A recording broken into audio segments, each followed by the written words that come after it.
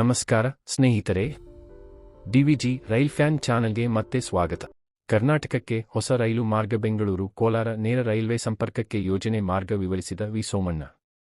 ಬೆಂಗಳೂರು ಕೋಲಾರ ಹೊಸಕೋಟೆ ಮಾರ್ಗವಾಗಿ ನಡುವೆ ಹೊಸ ನೇರ ರೈಲು ಮಾರ್ಗ ನಿರ್ಮಿಸಲು ಯೋಜನೆ ರೂಪಿಸಲಾಗುತ್ತಿದೆ ಎಂದು ಕೇಂದ್ರ ಸಚಿವ ವಿ ಸೋಮಣ್ಣ ತಿಳಿಸಿದ್ದಾರೆ. ಮಲ್ಲೇಶ್ವರದ ಮಂತ್ರಿ ಮಾಲ್ ಹಿಂಭಾಗ 5.5 ಕೋಟಿ ವೆಚ್ಚದ ಪಾದಚಾರಿ ಸಬ್ವೇಗೆ ಅವರು ಶಂಕುಸ್ಥಾಪನೆ ನೆರವೇರಿಸಿದರು. ಅಲ್ಲದೆ ಕಂಟೋನ್ಮೆಂಟ್ ಮತ್ತು ಯಶವಂತಪುರ ರೈಲು ನಿಲ್ದಾಣಗಳ ಉನ್ನತೀಕರಣ, ತುಮಕೂರು ದಾವಣಗೆರೆ ಮಾರ್ಗ ಸೇರಿದಂತೆ ರಾಜ್ಯದ ವಿವಿಧ ರೈಲ್ವೆ ಯೋಜನೆಗಳ ವೇಗದ ಅನುಷ್ಠಾನದ ಬಗ್ಗೆಯೂ ಅವರು ಮಾಹಿತಿ ನೀಡಿದರು. ಬೆಂಗಳೂರು ಕೋಲಾರ ನಡುವಿನ ಹೊಸ ನೇರ ರೈಲು ಮಾರ್ಗದ ಬಗ್ಗೆ ಕೇಂದ್ರ ರೈಲ್ವೆ ಮತ್ತು ಜಲಶಕ್ತಿ ರಾಜ್ಯ ಸಚಿವ ವಿ ಸೋಮಣ್ಣ ಮಾಹಿತಿ ಹಂಚಿಕೊಂಡಿದ್ದಾರೆ. ಮಾರ್ಗ ವಿವರಿಸಿ ಶೀಘ್ರದಲ್ಲಿಯೇ ಯೋಜನೆ ರೂಪಿಸಲಾಗುವುದು ಎಂದು ತಿಳಿಸಿದ್ದಾರೆ. ಬೆಂಗಳೂರಿನ ಮಲ್ಲೇಶ್ವರದಲ್ಲಿರುವ ಮಂತ್ರಿ ಮಾಲ್ ಹಿಂಭಾಗದಲ್ಲಿ ಪಾದಚಾರಿ ಸಬ್ವೇ ನಿರ್ಮಾಣಕ್ಕೆ ಶಂಕುಸ್ಥಾಪನೆ ನೆರವೇರಿಸಿದ ಅವರು ಮಾತನಾಡಿದರು.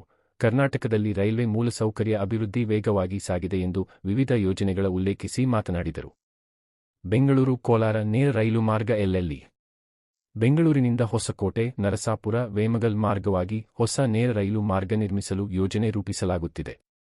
ಈ ಮೂಲಕ ಬೆಂಗಳೂರು ಕೋಲಾರ ಭಾಗದ ಜನರ ಸುಗಮ ಸಂಚಾರಕ್ಕೆ ಅನುಕೂಲವಾಗಲಿದೆ ಎಂದು ತಿಳಿಸಿದರು. 2 ರೈಲು ಮಾರ್ಗ ನಿರ್ಮಾಣಕ್ಕೆ ಆದ್ಯತೆ.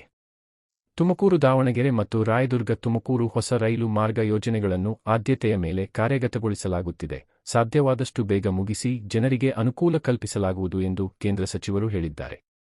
ರಾಮೋಹಳ್ಳಿ ಕೆಳ ಸೇತುವೆ ಕಾಮಗಾರಿ ಶೀಘ್ರ ಪೂರ್ಣ. ಕೆಂಗೇರಿ ಬಳಿ ರಾಮೋಹಳ್ಳಿ ಗೇಟ್ನಲ್ಲಿ ರಸ್ತೆ ಕೆಳ ಸೇತುವೆ ಕಾಮಗಾರಿ ಉತ್ತಮವಾಗಿ ಸಾಗುತ್ತಿದ್ದು ಶೀಘ್ರದಲ್ಲೇ ಪೂರ್ಣಗೊಳ್ಳುವ ನಿರೀಕ್ಷೆಯಿದೆ.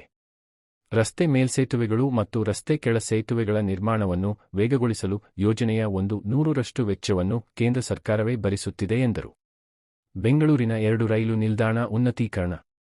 ಬೆಂಗಳೂರು ಕಂಟೋನ್ಮೆಂಟ್ ನಿಲ್ದಾಣವನ್ನು ಅಂದಾಜು 485 ಕೋಟಿ ವೆಚ್ಚದಲ್ಲಿ ಪುನರಾಭಿವೃದ್ಧಿಗೊಳಿಸಲಾಗುತ್ತಿದೆ. ಯಶವಂತಪುರ ನಿಲ್ದಾಣದ ಪುನರಾಭಿವೃದ್ಧಿ ಕಾರ್ಯವೂ ಸಹ ತ್ವರಿತವಾಗಿ ನಡೆಯುತ್ತಿದೆ. ಯಲಹಂಕದಲ್ಲಿ ಮೆಗಾ ಕೋಚಿಂಗ್ ಟರ್ಮಿನಲ್ ಅನ್ನು ಸಹ ಅಭಿವೃದ್ಧಿಪಡಿಸಲು ಯೋಜಿಸಲಾಗಿದೆ.